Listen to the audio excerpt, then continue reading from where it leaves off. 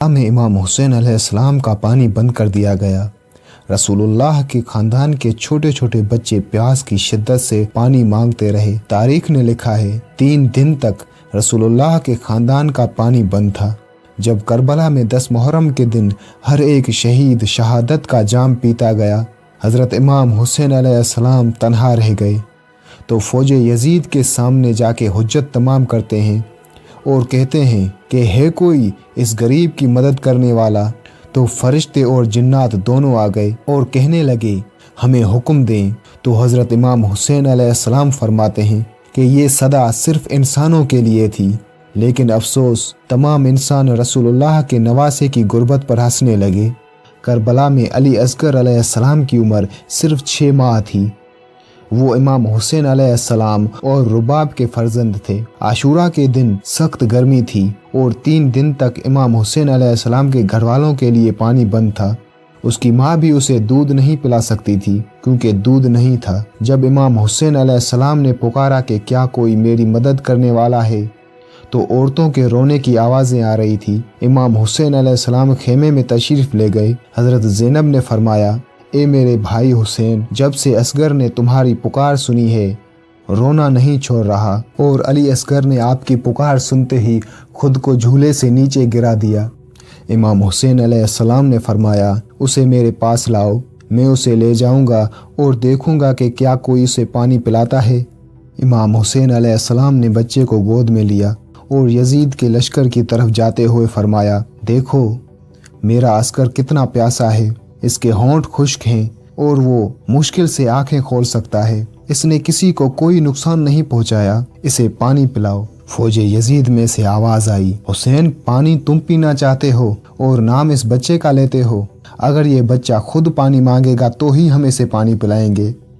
امام حسین علیہ السلام نے علی اصغر کو بلند کیا اور فرمانے لگے، اے اصغر مانگ، اپنے نانا کی امت سے پانی مانگ۔ امام حسین علیہ السلام کا یہ کہنا تھا۔ علی اصغر کے لب ہلے۔ علی اصغر فرمانے لگے، اے ظالموں، میں تمہارے رسول کے گلشن کا چھوٹا سا پھول ہوں، میری رگوں میں تمہارے رسول کا خون بہتا ہے، اے لوگو میں 3 دن سے پیاسا ہوں، مجھے پانی پلاؤ۔ علی اصغر کی صدا سے یزیدی فوج میں دہشت ہو گئی اور یہ سن کر کچھ سپاہی رونے لگے۔ امام حسین علیہ السلام نے فرمایا، تمہاری نظروں میں میں تمہارا دشمن ہوں، اس معصوم نے کسی کا کچھ نہیں بگاڑا، اسے 2 گھونٹ پانی پلا دو، اس ڈر سے کہ لشکر میں بغاوت نہ ہو جائے۔ یہ سن کر عمر سعد نے حرملہ کو کہا، حسین کی بات بند کرو۔ حرملہ نے بچے کی گردن پر تیر مارا اور تیر کا نشانہ لگ گیا۔ وہ تیر اتنا وزنی تھا کہ حضرت علی اصغر کی گردن سے پار ہو کر حضرت امام حسین علیہ السلام کے بازو میں آ لگا۔ امام حسین علیہ السلام نے بچے کو بوسہ دیا، پھر 1 قدم آگے بڑھے اور پھر پیچھے چلے گئے۔ حضرت امام حسین علیہ السلام نے علی اصغر کی لاش کو عبا میں چھپائے ہوئے جیسے ہی خیمے میں آئے، بی بی رباب نے پوچھا، اے میرے مولا، میرے بچے نے پانی پیا؟ امام حسین علیہ السلام نے علی اصغر کو سامنے کیا تو بی بی رباب چیخ کر کہنے لگی، یا مولا، جس نے ہمارے اصغر کو مارا کیا اس کی کوئی اولاد نہیں تھی؟ حضرت امام حسین علیہ السلام نے فرمایا، صبر کرو، اللہ کی مرضی یہ ہے کہ ہم ہر ظلم سہ کر اسلام کے لیے صبر کریں، کیونکہ ہمارے خون سے اللہ کا دین بچنا ہے۔ امام حسین علیہ السلام نے ذوالفقار سے کربلا کی مٹی میں علی اصغر کے لیے قبر کھودی اور اس معصوم کی لاش کو دفنا دیا۔ جب حضرت امام حسین علیہ السلام کی شہادت ہوئی اور سبھی شہداء کے سروں کو کاٹا گیا تو عمر سعد نے حکم دیا کہ گنو، کہیں کوئی سر کم تو نہیں پڑ رہا؟ تو ایک ظالم نے کہا کہ ہاں، 1 سر کم ہے۔ عمر سعد نے کہا، کون سا سر؟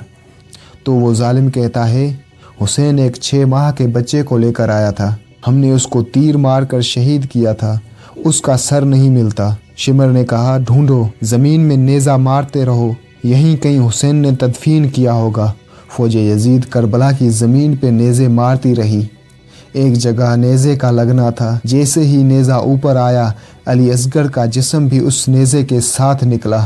فوج یزید خوشی سے جھوم رہی تھی، جیسے ہی ایک ماں نے اپنے معصوم کو نیزے پر دیکھا تو روتے ہوئے مدینے کی طرف منہ کر کے کہا، یا رسول اللہ، آپ کی امت نے ہمارے ساتھ کیا ظلم کیا؟